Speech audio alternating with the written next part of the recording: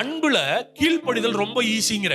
உண்மையா லவ் பண்ணவங்களுக்கு நான் சொன்னது புரியும். சிலருக்கு சில விஷயம் பிடிக்கவே பிடிக்காது, ஆனா நேசிச்சவங்க சொல்றாங்கன்றதுக்காக செய்வாங்க.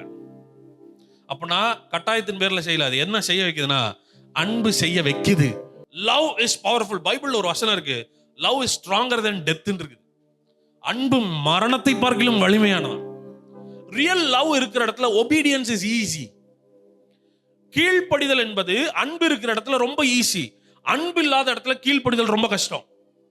ஆண்டவருக்கு கீழ்ப்படியறத பத்தி விரட்டி பேசினாலும் நம்மால கீழ்ப்படியறது கஷ்டமா இருக்கு. இதே அவருடைய அன்பை புரிஞ்சுக்கிட்டீங்கன்னா, ஐயோ நான் இதை செஞ்சா அவர் கஷ்டப்படுவாரே அப்படின்னு நினைச்சிட்டேன்னா அந்த விஷயத்தை நான் ஈஸியா செய்யறேன். Out of love obedience is easy when you understand love.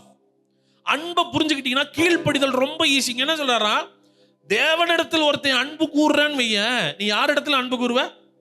சகோதரன் இடத்திலும் அன்பு கூறுவ. தேவனை நேசிக்கிறன்னு நீ சகோதரனை நேசிக்காம விட்டனா நீ பொய் சொல்றன்றார். என்ன நேசிக்கிறவங்க என் பிள்ளையும் நேசிப்பாங்க. கரெக்டா? என்ன நேசிச்சுட்டு என் பிள்ளையை நீங்க என்ன பண்ண முடியாது, வெறுக்க. நீங்க என் பிள்ளைய வெறுத்தீங்கன்னா யாரை வெறுக்கிற மாதிரி? என்னையே வெறுக்க முடியாது. இப்ப புரியுதா? தேவனை நேசிச்சுட்டு நீ மனுஷனை வெறுக்க முடியாது. அவன் அத்தனை பேரும் தேவனுடைய பிள்ளை. நீ ஆண்டவரை நேசிக்கிறேன்னு சொல்லிட்டு சகோதரனை பகைக்க முடியாது. ஏன்னா அவனே யாருடைய இமேஜ்ல தான் இருக்கிறான்? தேவனுடைய இமேஜ்ல இருக்கிறான். அவன் தேவனுடைய பிள்ளைன்னு சொல்றாரு. அவன் அவரை நேசிக்கிறதுனால நானுமே அவனை நேசிக்கிறேன். நான் என் அப்பாவை நேசிக்கிறேன், என் அப்பா உன்னை நேசிக்கிறாரு, அதனால நானும் உன்னை நேசிக்கிறேன். அப்போ இது எதை பத்தி பேசுதுன்னா, காட்ஸ் லவ் புரிஞ்சுக்கிட்டீங்கன்னா கண்டிப்பா அந்த லவ் உன் மூலமா மற்றவனுக்கு போகுமே ஒழிய நீ அவரை நேசிச்சுட்டு உன் லைஃப்ல நீ மற்றவங்களை பகைக்க முடியாதுன்றாரு.